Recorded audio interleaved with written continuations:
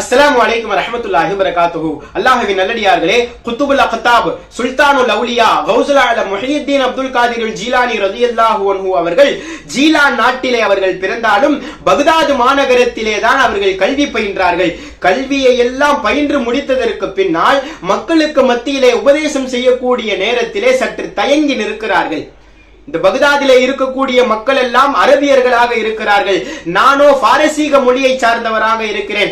நான் எப்படி இந்த அரபியர்களுக்கு மத்தியிலே உபதேசம் செய்வது என்று சற்று தயங்கி நிற்கக்கூடிய அந்த நேரத்தில் தான் ஒரு சில நிமிடத்திலே கனவிலே காட்சி தந்த அருமை நாயகம் ஸல்லல்லாஹு அலைஹி வஸல்லம், அன்பியாக்களின் தலைவரான முஹம்மது ஸல்லல்லாஹு அலைஹி வஸல்லம் அவர்கள் கனவிலே காட்சி தந்து அவுலியாக்களின் தலைவரான கௌசுல் ஆலம் ரலியல்லாஹு அன்ஹு அவர்களுக்கு ஒரு சில உபதேசங்களை செய்துவிட்டு ஆன்மீக கதவை திறந்து விட்டு செல்லுகிறார்கள்.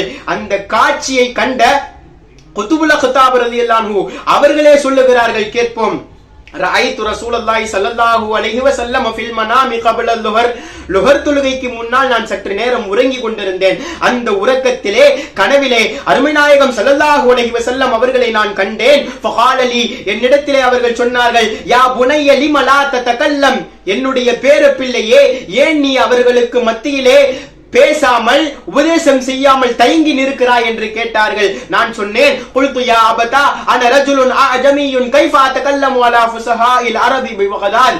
அல்லாஹ்வின் தூதரே, என்னுடைய ஹபீபே, அவர்கள் எல்லாம் அரபியர்களிலேயே மிக உயர்ந்த அரபியர்களாக பக்தாதிலே அவர்கள் இருக்கிறார்கள். நானோ பாரசீக மொழியை சார்ந்தவனாக இருக்கிறேன். நான் எப்படி அந்த அரபியர்களுக்கு மத்தியிலே உபதேசம் செய்வது என்று நான் சொன்ன பொழுது அருமை நாயகம் ஸல்லல்லாஹு அலைஹி வஸல்லம் அவர்கள் சொன்னார்கள், இஃப்தஹ் ஃபாக, உம்முடைய வாயை திறப்பீராக என்றார்கள். நான் என்னுடைய வாயை திறந்தேன். ஃபதஃபல ஃபீஹி சபஅன். அருமை நாயகம் ஸல்லல்லாஹு அலைஹி வஸல்லம் 7 முறை அவர்களினுடைய முபாரக்கான உமிழ் நீரை எடுத்து என்னுடைய நாவிலே வைத்து விட்டார்கள். பிறகு சொன்னார்கள் ஸல்லல்லாஹு அலைஹி வஸல்லம், தகல்லம அலன் நாஸ் வதுஉ இலா சபீலி ரப்பிக பில் ஹிக்மா வல் மௌஇலத்தில் ஹஸனா. நாயகம் சொன்னார்கள், நீர் இனிமேல் தயங்காமல் தயக்கமில்லாமல் மக்களுக்கு மத்தியிலே உபதேசம் செய்வீராக. ஞானத்தை கொண்டும் அழகிய உபதேசங்களை கொண்டும் உம்முடைய அல்லாஹ்வின் அழைப்பின் பக்கம், அல்லாஹ்வுடைய வழியின் பக்கம் மக்களை நீர் அழைப்பீராக என்பதாக நபி ஸல்லல்லாஹு அலைஹி வஸல்லம் அவர்கள் கனவிலே சொல்லிவிட்டு செல்லுகிறார்கள். இந்த கனவிற்கு பின்னால் கௌசுல் ஆலம் ரலியல்லாஹு அன்ஹு அவர்களினுடைய பேச்சாற்றல் அபாரமாக இருந்தது.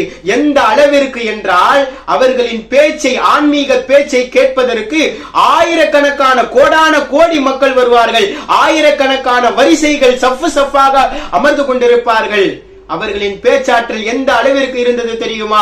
முதல் வரிசையிலே இருக்கக்கூடியவர்களுக்கு எந்த அளவிற்கு சப்தம் கேட்குமோ அதே சப்தம் 1000 வரிசைகளை தாண்டி அமர்ந்து கொண்டிருக்கக்கூடிய சஃபிலே உள்ளவர்களுக்கும் அதே சப்தம் குறை இல்லாமல் அவர்களுக்கு கேட்கும். மைக் இல்லாத அந்த காலத்திலே இந்த ஆற்றலை அவர்களுக்கு அல்லாஹ் கொடுத்தது மிகப்பெரிய ஆச்சரியம். கனவிலே அருமை நாயகம் ஸல்லல்லாஹு அலைஹி வஸல்லம் அவர்கள் உமிழ் நீரை எடுத்து அவர்களினுடைய நாவிலே வைத்த பரக்கத்து தான்.